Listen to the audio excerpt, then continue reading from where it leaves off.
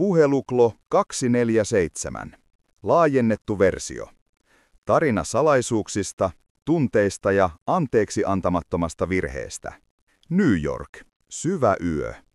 Kaukana poliisin sireenit rikkovat hiljaisuuden. Kevyt sade putoaa kaupungin ylle, aivan kuin taivaskin kieltäytyisi antamasta anteeksi.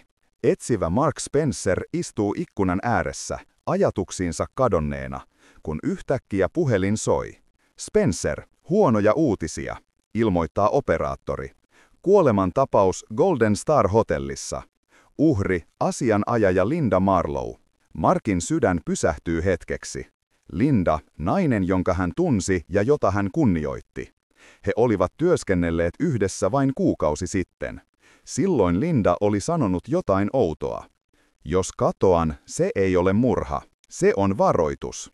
0320. Rikoksen tapahtumapaikka. 24. kerros. Ylellinen sviitti. Pelottavan hiljainen. Linda istuu sohvalla. Teekuppi kädessään.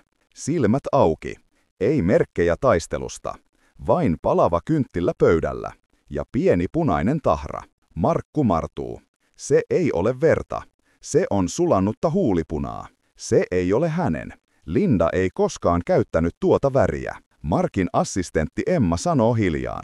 Ehkä vierailija, ystävä, asiakas. Mark katsoo häntä. Emma kääntää katseensa pois. 304.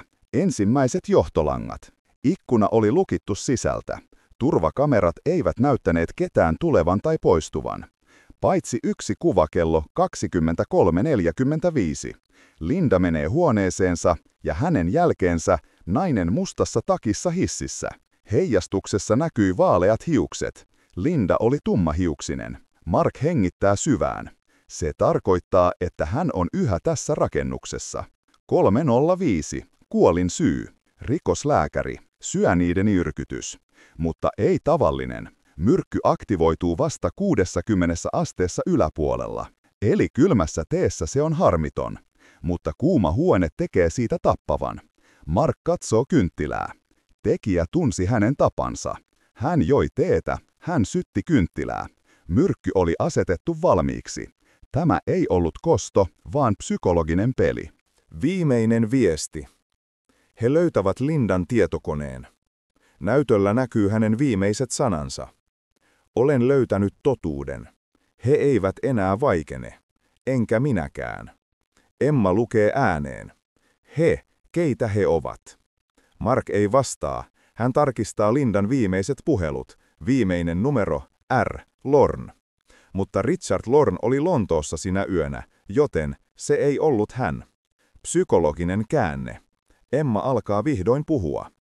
Tiedätkö, Linda piti sinusta, Mark. Kun et ollut paikalla, hän puhui sinusta. Hän sanoi, Mark suojelee minua. Mark ei liiku. Emman ääni värisee. Mutta hän ei koskaan kunnioittanut minua. Minä olin vain varjo, en koskaan hänen tasollaan. Viimeinen johtolanka.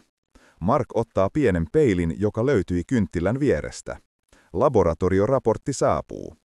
Heijastus näyttää naisen, jolla on tähtikorvakoru. Emma käyttää juuri sellaisia korvakoruja. Hän käytti niitä myös edellisenä iltana.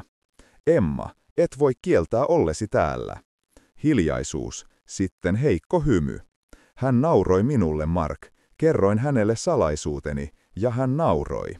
Kyyneleet valuvat. Halusin vain pelästyttää hänet. Myrkky oli vaaraton kylmässä teessä. Hänen piti oppia, mutta hän sytytti kynttilän. Hän ei olisi saanut tehdä niin. Mark sanoo hiljaan.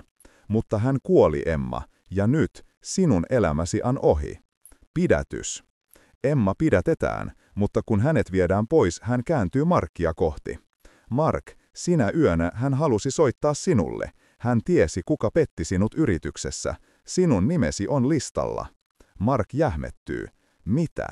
Emma hymyilee heikosti. Hän perkäsi sinua, Mark, koska sinäkin sait osasi Glasscase-jutusta. Sinä olet osa sitä. Markin kädet alkavat täristä. Salameräinen loppu. Tunteja myöhemmin Mark istuu yksin toimistossaan. Hän avaa uudelleen Lindan tietokoneen ja löytää piilotetun kansion. Nimi, Mark Altta Spencer Altta Transfer. Sisällä laittomien siirtojen todisteet. Hänen omansa. Hän ei sano sanaakaan. Ulkona sireenit soivat jälleen. Hän sytyttää kynttilän. Liekki heijastuu ikkunaan aivan kuten kerran Lindan silmiin. Hän kuiskaa. Joten Linda oli oikeassa. Liekki värähtää. Mark sulkee silmänsä